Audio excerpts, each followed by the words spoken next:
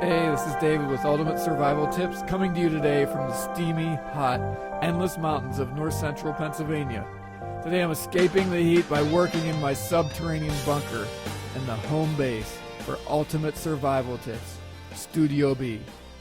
Today we're going to continue our series of looking at the 12 new knives and tools that Gerber added to their Bear Grylls Survival Series lineup in 2012.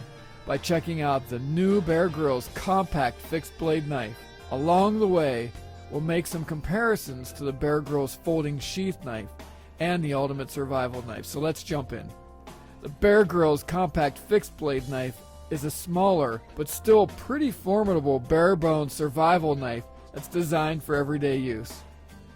The knife is full tang construction, which means the blade steel runs the full length of the knife, which makes for a really strong knife. It has a glass-filled nylon handle with a textured, rubberized grip similar to the Ultimate Survival knife. When I first took this knife out of the packaging, I was really kind of surprised at how good it felt in my hands. This knife has a drop-point blade that's made out of high-carbon stainless steel comparable to 440A. Cutting edge is just shy of 3.5 inches long, with about 1/3 of the blade being serrated, which gives you some extra cutting power for cordage, sticks, and things like that. The overall length of this knife is just over 7 3/4 inches. Although this knife is quite a bit smaller than the Bear Grylls Ultimate knife, I was impressed with how Gerber extended the grip onto the blade with a forefinger cutout at the bottom and a series of ribs for my thumb to rest on the spine of the blade. This handle design should allow for plenty of room for those with small and medium-sized hands, but if you have really large hands, you might want to consider a different knife. One thing that really impressed me about this knife was how sharp it was out of the box, which hasn't been the case with the other Bear Grylls knives that I've reviewed. Some of them have actually been quite dull. And as you can see, I can easily shave the hair off the back of my wrist, and I've used this knife quite a bit already. So it's probably not as sharp as it was when I first took it out of the packaging. The knife alone weighs 3.77 ounces without the sheath, and with the sheath, it weighs in at about 5 ounces, which is well under half the weight of the Bear Grylls Ultimate Survival knife. The sheath is kind of an interesting low-profile design. It's made out of medium-weight plastic. It's not exactly lightweight. It's not really heavy-duty either, but it does a good job of holding the knife.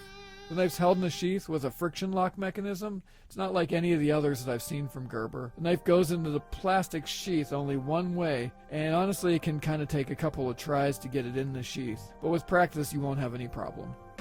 One of the most innovative features with this package is the belt clip on the back of the sheath. This belt clip can easily be reversed for upside down carry. This knife can pretty easily be carried in any pocket. I would just recommend that before you do that, you take the belt clip off, which makes it a lot more comfortable. I will say the minimal design of this sheath makes it so that I quickly forget about the knife being on my belt when I carry it. There's a lanyard hole on the butt end of this knife, and there's also a small but useful hammer for breaking and smashing stuff. You're not going to pound nails with this hammer end, but you could probably break a window in an emergency and smash some stuff in the woods. Bear Grylls' Priorities of Survival Guide is also included with this knife package, although there's nowhere for it to be attached to the knife or sheath, which is really kind of understandable considering that the pocket guide is nearly as big as the sheath itself.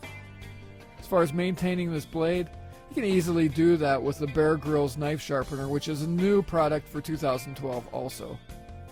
Sharpener has a V-style carbide and ceramic sharpeners. The carbide sharpener is really for more aggressive setting of your edge, and the ceramic element is for fine sharpening.